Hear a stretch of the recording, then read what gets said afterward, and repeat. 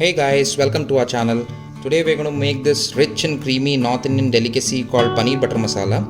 Paneer Butter Masala is an exotic gravy which is served with a variety of Indian breads like roti or naan. Let's have a look at the ingredients. For making Paneer Butter Masala, I have taken 250 grams of cottage cheese or paneer, about 2 large onions roughly chopped, 4 medium-sized tomatoes roughly chopped, 2 green chilies, 1 green cardamom, 6 cloves of garlic, half an inch of ginger. We'll be making a paste of all of this along with 8 to 10 cashews and half a teaspoon of cumin seeds. Let's have a look at the other masalas. Here I have 1 teaspoon of garam masala powder, 3 by 4 teaspoons of red chili powder, Kashmiri red chili powder, 1 teaspoon of dhania powder, full spices like dalchini and clove. You can also use a bay leaf, salt to taste, a pinch of turmeric, about 1 to 2 tablespoons of malai or fresh milk cream, 2 teaspoons of salted butter and some kasuri methi. For making paneer butter masala, I have taken 1 teaspoon of salted butter in a pan. We'll be first putting in our cumin seeds. So crackling now. Go in your onion. Saute your onions for about a couple of minutes. The onions have been sauteed for a couple of minutes. You don't need to saute the onions to a very deep brown color. So you just break open a green cardamom like this.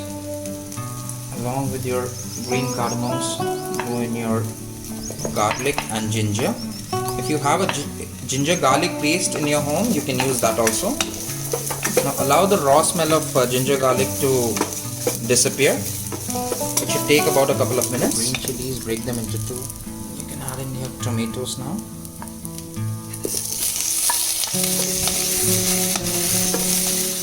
Your tomatoes have also cooked for about 2 to 3 minutes. Next, put in your cashews. Switch off your flame and let this mixture cool for about 10 to 15 minutes. Then we'll blend it smoothly in a blender jar. Now in a pan, I have taken my whole spices, that is a cinnamon stick and about a couple of cloves. You can put in a bay leaf also if you want. Now after they have become fragrant, see how smoothly I have ground our paste. Just put in this paste. Don't add too much water at this stage. In fact, don't add water at all. It's time to add in your spices. In goes your garam masala, pinch of turmeric, 1 teaspoon of coriander powder or dhania powder, 3 by 4 teaspoons of red chili powder and salt to taste. Just give it a nice mix.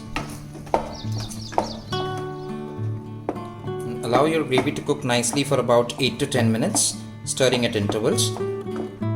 Our gravy is cooked for about 8 to 10 minutes. The raw smell of all the spices is gone. So you are getting a nice fragrant aroma of paneer butter masala. The next step is to add some water and adjust the consistency. Your paneer butter masala is still very thick right now, so you'll add in more water. Make sure to add warm water. Allow your gravy to simmer in a low flame for about 7 to 8 minutes. Our gravy has come to a boil. It is cooked for about 7 to 8 minutes, giving out a nice aroma, so I know that it's almost done.